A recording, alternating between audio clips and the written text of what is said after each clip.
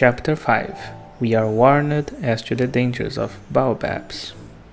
As each day passed, I would learn in our talk something about the little prince's planet, his departure from it, his journey. The information would come very slowly, as it might chance to fall from his thoughts. It was in this way that I heard on the third day about the catastrophe of the baobabs. This time, once more, I had the ship to thank for it. For the little prince asked me abruptly, as if seized by a grave doubt. "It is true, isn't it, that sheep eat little bushes?" "Yes, that is true." "Oh, I'm glad." I did not understand why it was so important that sheep would eat little bushes. But the little prince added, "Then it follows that they also eat baobabs." I pointed out to the little prince that baobabs were not little bushes, but, on the contrary, trees as big as castles, and that even if he took a whole herd of elephants away with him, the herd would not eat up one single baobab. The idea of the herd of elephants made the little prince laugh.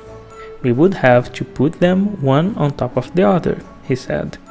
But he made a wise comment. "Before they grow up so big, the baobabs start out by being little." "That is strictly correct," I said. "But why do you want the sheep to eat the little baobabs?" He answered me at once. "Oh, come," as if he were speaking of something that was self-evident, and I was obliged to make a great mental effort to solve this problem, without any assistance. Indeed, as I learned, there were on the planet where the little prince lived, as on all plants, good plants and bad plants. In consequence, there were good seeds from good plants, and bad seeds from bad plants. But seeds are invisible. They sleep deep in the heart of the earth darkness, until someone among them is seized with the desire to awaken. Then this little seed will stretch itself and begin, timidly at first, to push a charming little sprig inoffensively upward toward the sun. If it is only a sprout of radish or the sprig of a rose bush, one would let it go wherever it might wish. But when it is a bad plant, one must destroy it as soon as possible, the very first instant that one recognizes it. Now, there were some terrible seeds on the planet that was the home of the little prince, and these were the seeds of the baobab. The soil of that planet was infested with them. A baobab is something you will never be able to get rid of if you attend to it too late. It spreads over the entire planet. It bores clear through it with its roots, and if the planet is too small and the baobabs are too many, they split in pieces. "It is a question of discipline," the little prince said to me later on. "When you've finished your own toilet in the morning, then it's time to attend the toilet of your planet just so with the greatest care. You must see to it that you pull up regularly all the baobabs, at the very first moment when they can be distinguished from the rose bushes, which they resemble so closely in their earliest youth. It is very tedious work," the little prince added, "but very easy.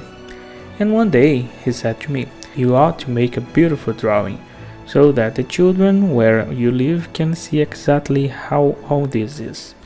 That would be very useful to them if they were to travel some day. Sometimes," he added, "there is no harm in putting off a piece of work until another day.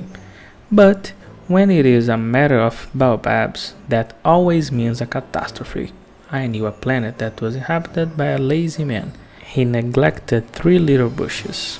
So, as the little prince described it to me, I have made a drawing of that planet. I do not much like to take the tone of a moralist, but the danger of the baobabs is so little understood. Such considerable risks would be run by anyone who might get lost on an asteroid, that for once I am breaking through my reserve. Children, I say plainly, watch out for the baobabs. My friends, like myself, have been skirting this danger for a long time, without ever knowing it. And so it is for them that I have worked so hard over this drawing. The lesson which I pass on by these means is worth all the trouble it has cost me. Perhaps you will ask me, why are there no other drawing in this book as magnificent and impressive as this drawing of the baobabs? The reply is simple. I have tried, but with the others I have not been successful.